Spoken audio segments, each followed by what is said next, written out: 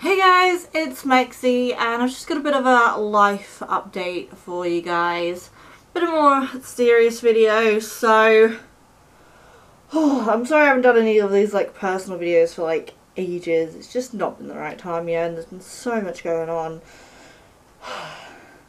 So I want to quickly explain to you guys how 2019 so far has been both the worst and the best year of my life, or at least one of the worst, maybe not the worst, but like so far anyway. It's, oh my god, there's been so much stuff going on, so much drama, but there's also been some really good things too.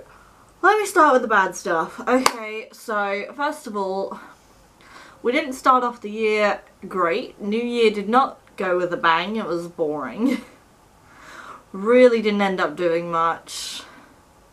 We just really bored New Year, but I mean that's nothing to really complain about, is it? We just had a bit of a boring New Year, and that was about the sum of that. And then there was a lot of, right, I can't completely say all of the stuff because some of it's like not personal to me or involves other people, and some of it maybe is too personal to me. I really do want to like share as much as I can with you guys, but it's hard, you know? And it's like there's still some stuff, I feel like most stuff is on the table, but there is some stuff that either involves other people or maybe a couple of things that are maybe too personal or I'm not ready to talk about with you guys yet, you know? So I am sorry about that. I will share what like I can and what I feel comfortable to share, and I do want to be as open as I can, but just understand that there are some things, you know? There's always going to be some things until I either feel more comfortable to or whatever. Anyway, so as we started off the year, there was just a bunch of family drama and just a bunch of family drama that's still kind of going on, and that's something I can't really say because that's not my personal drama, but like it still affects me kind of, and hopefully that's finished now, but I don't know, we'll see. Anyway, so that's one thing that I can't really talk about, but that's one thing, and that's just been going on all year. Obviously we had the whole Untold Productions thing, that drama at the start of the year. There's a video to that, you can go and check that out. It's my story time, my experience with Untold Productions, and that explains everything from that situation. But after that, I was out of work, and I was like pretty much penniless, and I've been slowly, after I had to slowly find work and build myself back up, and all my savings just went boom, and I was stuck for money, and so I had to borrow from Barry, my stepdad. I had to borrow £800 from him so I could go on holiday this year, which I'll get to later. And so I was out of work, and then I managed to find a job in a kitchen for a little while as like a trainee chef kind of thing. Helped cook a couple burgers, did pot wash, tried a couple pizzas, baguettes, that kind of thing, made sandwiches. Didn't get too far in it. It wasn't really right for me. It was a job and I'm really, really grateful for it. That gave me some money, gave me a bit of money coming in and helped me pay my bills, although it still really wasn't enough to pay my bills. I was still struggling even with the job. But I'm really, really grateful for it because although it wasn't for me, it really helped me at that point where I was struggling. And I worked there for maybe 1 or 2 months or something like that, doing that for a little while, but I wasn't really doing enough hours or anything and making enough money. So eventually the chip shop called me and were like, are you available on Thursdays? And because I asked again about a job, and then they said they didn't have anything, so I went into the kitchen job. And then they rang me up and said, we've got a shift Thursday, and I couldn't do it then. But then later on, I went back to them and was like, look, do you have, you know, a job or something? And they said yes, and now I'm back, basically. I've been back since about April, and I love it. Like, don't get me wrong, there's nothing wrong with a kitchen job. It's like, it's a lot of hard work. is what I have to say. Like, I'm just looking, because I want to do this. This is what I want to do. I want to do YouTube with you guys, and I'm going to make this my career. And I just wanted a job that was sort of easy to do, bring in some money, that I know pretty well, and I can just blah blah blah, done kind of thing, you know? Like, I don't want a job that I'm trying to make a career in, because this is what I'm trying to make a career in, this is what I'm going to make a career in, and this is what I love, and this is what I do. And so I just wanted sort of an easy job, and a kitchen job wasn't really that. It was a lot of hard work. It was probably 2 or 3 times the work at the chip shop, I would say, which is fair enough. It's a big kitchen, you know, there's a lot of cleaning to do. Also, I would get dermatitis, and after pot wash, my hands were so bad. They were just peeling, the skin was just coming off, and look, now they're not. See? Nice, smooth hands. Yeah, and it's like, it's fair enough. If you want to be a chef, or something along those sort of lines, fair enough. You know, but I don't. So it was just, okay. So I moved on. Again, really, really grateful for the opportunity though, and the help it gave me, and the financial help. Back to the chip shop. Love it. Love it. Love about being back at the chip shop. It's just easy. I know the people there. Also, being in the kitchen, you don't really get to talk to the public, and I find I really like that. I like working with the public and talking to people and conversationing sometimes. Conversationing. So that's that really. So that's good. That's a good point of the year. That's a really good point. Back to that. I'm earning more money now, which is great. 21 hours a week. Love it. I started off as like 17, I think, and then we moved on to 21 now, which is good. And then let's see what's next. Next is the really heavy stuff. Oh jeez. My granddad has really not been well. He got sepsis. He kept picking at his little finger, and basically he just got sepsis and a UTI, and then suffered some mini strokes, and he went into hospital, and that just kept happening. And he was in hospital for weeks and weeks. I don't know why I mentioned this, I guess it just wasn't ready to.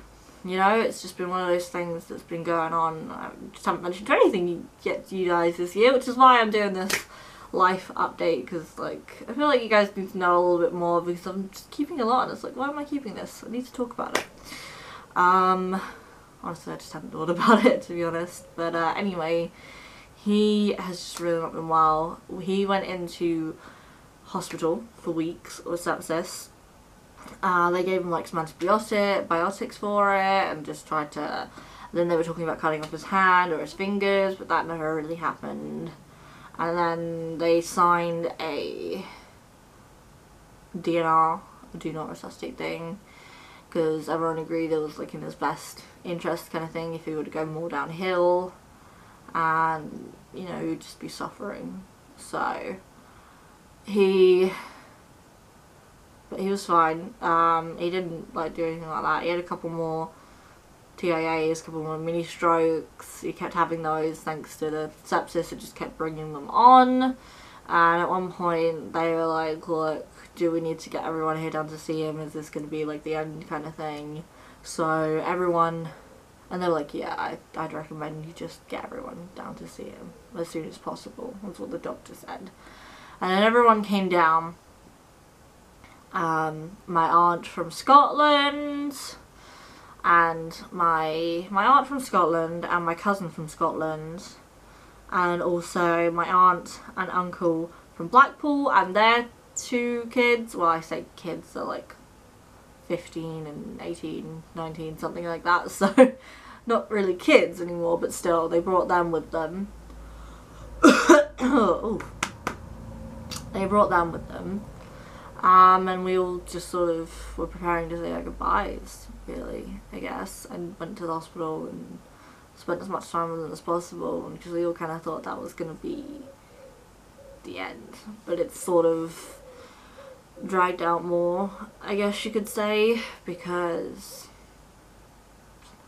he came out of hospital and they thought they'd got rid of the sepsis, but it came back, and he's just so not good from it, because he can't walk anymore.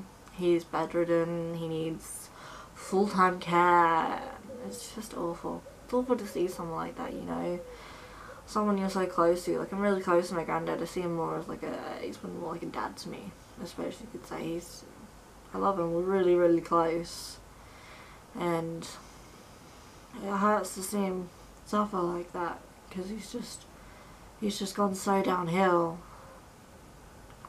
And honestly, it's like he could go at any moment, but he could also not, and it's hard because you hold on to this hope, but you don't want to hold on to hope because you don't know what's going to happen, and it's sort of just like a wait and see until something happens either way. And I think if you let yourself, don't get me wrong, I'm a big person for like, you should let your emotions out and stuff, but like, I think sometimes in situations like this, if you just keep feeling it, then you just cry and cry and cry, and you just don't stop. You're just sad all the time, which is, I think, what's happening to Barry a little bit, because he's really close to him too, and he can't shut it out. Whereas I think me and Mum, we've had to be a bit more closed off to it, to deal with it, you know, until something happens either way. Just sort of had to be closed off and emotionally distanced, like emotionally not in the situation, you know. Like, I'm crying a little bit right now, but like, I feel like if I was emotionally turned on, I would just be crying and screaming all the time. It's just like, you can't be sad all the time, you know. You don't know what's gonna happen yet. It's just really tough. It's really tough with Granddad, bless him. And I think the situation's made Nad's memory a little bit worse. She's repeating things a little bit more, but then her memory thing is stress induced, so that could be why. Yeah, it's just a really tough time with that. And you sort of, it's almost like you want to grieve. It's weird because like, this person is still there. You don't grieve with somebody who's still there and you don't know what's going to happen yet. But then it's like, what other way is it going to go? And it's just like, I don't know, it's just hard, you know. It's just tough on everybody. And Mum is there round the clock, caring for him. She is getting some breaks now. She's getting other people to go in from time to time, which is good. But for a long, long time, even when he was in hospital, it was just like, I was just left alone all the time, and I got really lonely. Like, I just wanted Mum to come back. Oh, okay, there it is.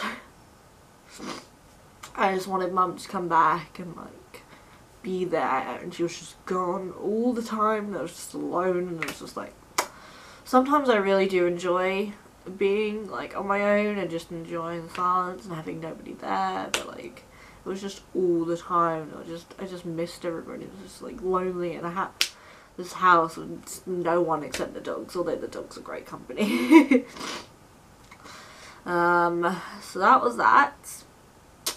Oh, I'm gonna run my makeup. Excuse me, guys. That was that, basically. And then we hadn't heard from my great uncle for a while, and he'd come around a lot. Plus, he's loud and very generous guy, very sweet. Always help Mum if she needed it financially or whatever. She was always so stubborn though, and was like, nah. He would always come round. We'd always have a cup of tea. He'd give the dogs a biscuit. We hadn't heard from him for a while. He usually just popped around. And so Mum called, I think, his daughter to try and figure out what was going on.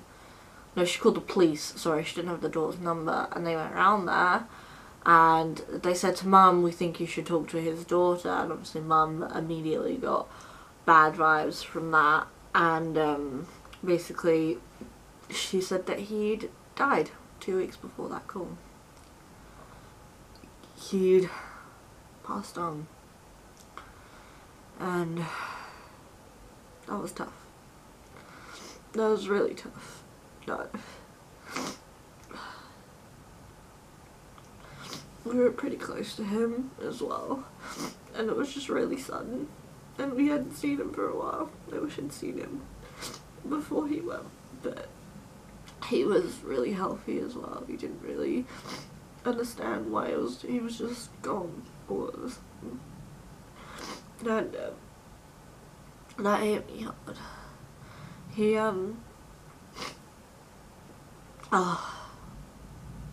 sorry, I need a second. He had gone into hospital for some sort of operation, and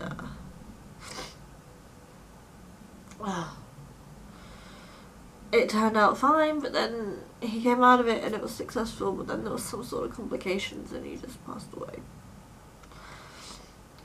I'm still not 100% sure why. I don't know if they've got the results from the post-mortem or what, but I don't know. But he passed away. And we landed that through his daughter, and I was like, my mum was glad she called the police because she doesn't know how she would have learned about it otherwise, because I don't think any of his children had our number. So to tell us, if she said, you know, I didn't have your number, and then so we got told about that, and yeah, he was 84, so he was a good age. It was just really sudden. Like, he was perfectly healthy, walking around. He was a bit deaf, but I mean, bless him. So it was just very sudden. It felt weird, because it felt almost like my grief had to shift with the whole Granddad thing. It felt like I was expecting something there, and then you get something from out of the blue from over there, and it just hits you, and you're like, what? And when I got over the confusion, and like I was just numb for a while, it hit me hard. It really, really did. I was here, I was in the sitting room, and I was just crying and really screaming, and I like had to kneel down on the floor. I fell on the floor, and I was just huddled up in the fetal position and screaming and crying and just letting it all out for, I don't know, maybe half hour or something like that, maybe 20 minutes, half hour. I upset my neighbour next door. Sorry, neighbour. He was worried about me, bless him, so he called my mum, and I think they were at White Ways, Mum and Barry, and they came back, and I was like, can you come back please? Called Chloe, she helped a little bit, and then they came back, and I was just too emotional, really. It just suddenly hit me, so I took the day off work, because I couldn't go to work and like smile and I could be polite to customers, but like I didn't have it in me emotionally, you know, to put on a smile and go and work, and I was just so emotional. And it's really affected Barry as well, because he's really close to him, and Mum. Everyone's just having a really tough time. And the funeral, we've learned, is next Thursday. So I've got the day of work for that, because again, I know I'll be way too emotional to do that. So we've got the funeral next week. My mum kept asking me like several times, are you sure you're going? Are you sure you're going? And I was like, Mum, why do you keep asking me? It's like, I know I haven't really been to many funerals in the past, but that was the past, you know. I went to a friend's funeral last year. It was tough. And that was the first one I'd ever been to, because I just couldn't really deal with it before. But I think I've grown up a lot, and I've started sort of my emotional healing journey this year, which is kind of crazy. Everything kind of slows down when you're like healing and growing, and it is really, really nice to grow and heal. It takes a lot of work, but it really is worth it. And everything slows down, and it's like you can just sort of enjoy life, and it doesn't just whiz by, which is really, really nice actually. Which is a giant positive for this year. Where was I going? So yeah, the funeral's next week.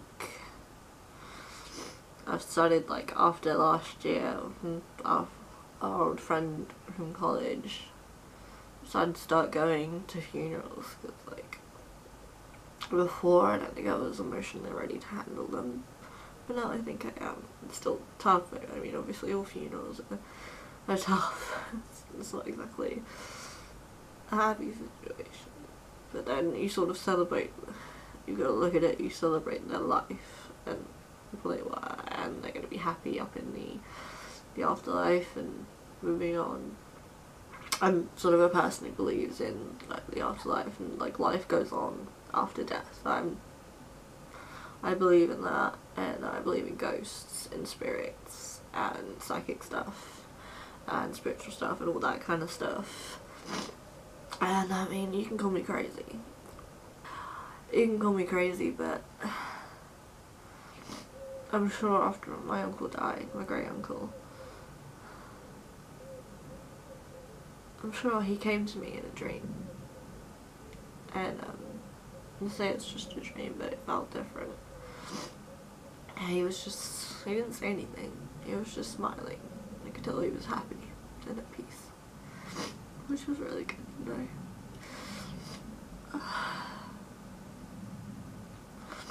Okay. Oh, that's it. So that's that, really. That's all the bad stuff, I guess you could say. It's been a really tough year. Really tough. I also realised there's some more emotional stuff to work on. Not emotional stuff, there's some more romance stuff to work on. I thought that was close, but no, there's a little bit more there, which is fine. I've had some friend drama stuff go on, which I can't really say again. But that's all good now. Jeez, I'm streaky. There's been a lot of good stuff this year as well, though. I will say it's weird. I've had one of the worst years of my life and one of the probably the best year of my life, which is weird saying that, but it really has been. There's been a lot of good stuff. Like I said, I started my emotional healing journey this year, which has been absolutely amazing. It's tough at times, like really, really tough. It's hard. It's definitely worth doing. You just work on yourself, work on your emotional baggage, your trauma, past things, and just try and work on with that. Each thing you're like, oh, well, that can come from there, then this thing extends from that, and then you're like, oh, that's because of that, and you just realize all these things about yourself, and you grow as a person just again and again and again. And it's great to have these shifts and just to grow.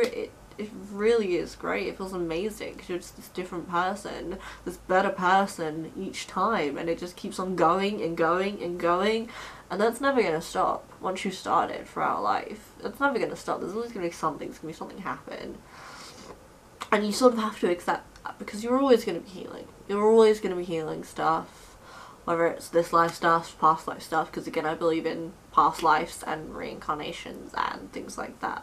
It's big believer in that. And it's just so good though. It's so good to grow and to heal, and you feel so much better for it. You really, really do.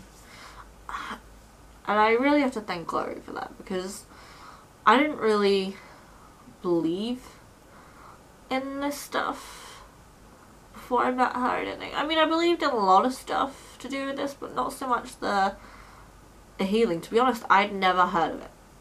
I didn't understand that, but then she sort of opened her eyes to it, and it's just such an amazing thing. Everybody should heal and heal their own stuff, and just like realize you have got stuff. Everybody's got stuff, because I didn't think I had stuff, but that was me being naive and young, and it's like everybody has stuff. So just open it up, let it flow, and try and heal it. It's such an amazing feeling. Just to grow and just be this new, better person each time you do it. It's great. And when you heal as well, when you start to heal things, all the things you want, like the things you aim for, things just come your way. You can manifest things, which manifesting is sort of like you... How do you explain manifesting? It's like you want something and you just sort of will it, I guess. It's probably not my best explanation, but it's just things just start to come your way. If something's blocked or isn't happening, it's probably because you need to heal something. And if it's still not happening after that, maybe it's not meant to, maybe it's not what you need.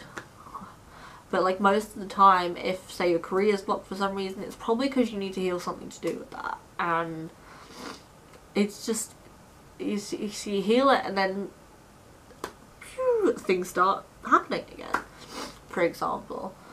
And that's one of the really, really good things about this year. Yeah, that's one of the really, really good things. Just growing and healing.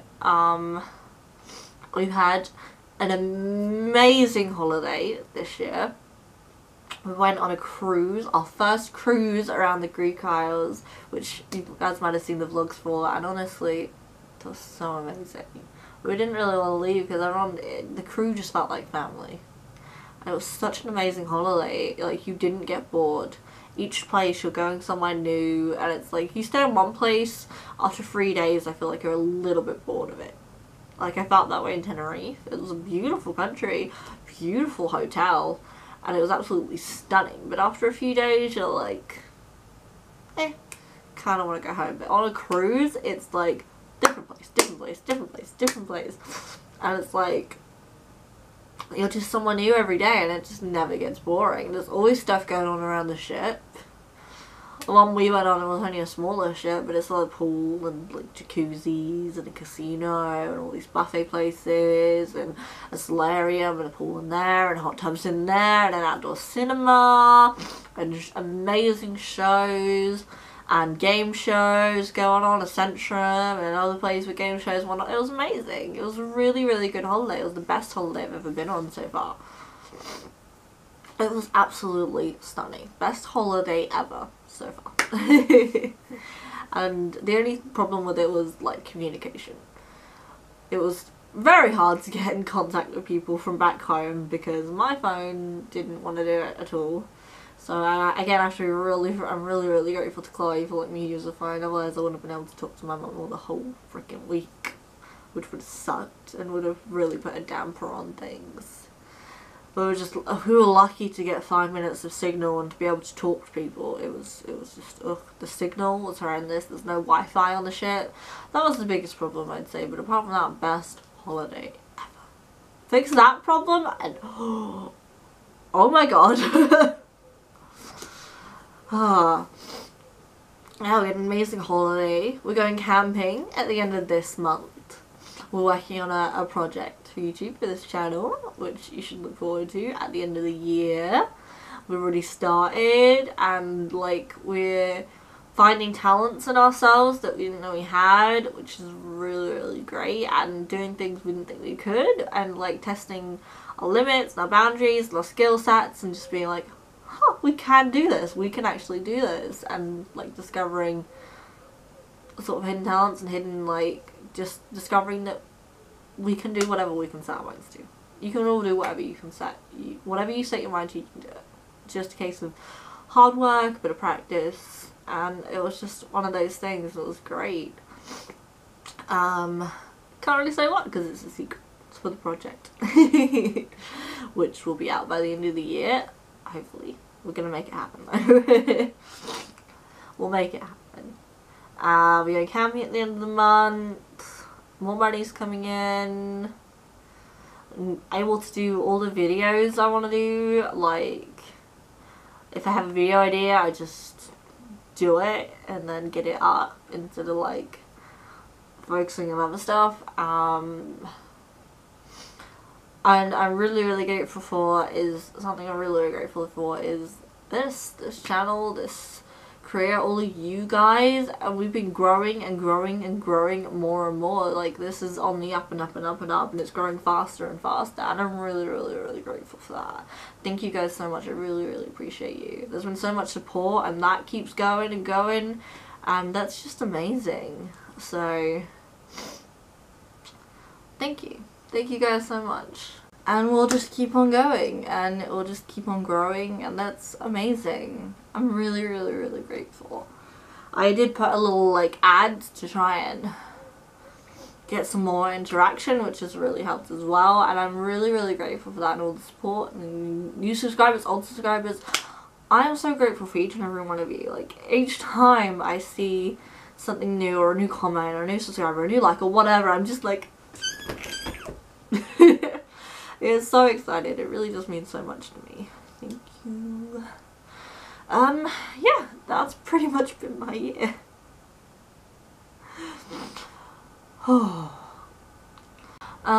That's pretty much been my year so far, anyway. So that's that, really. That's my life update. Oh jeez, that felt like a lot. I'm sorry, I feel like I've been talking for ages, but like, there you go guys, that's my life update. Thank you guys so much for listening. But that's pretty much it. Thank you guys so much for watching, thank you guys so much for listening. I'm just gonna end this one like this, because very serious talk, but thank you guys so much. Bye guys.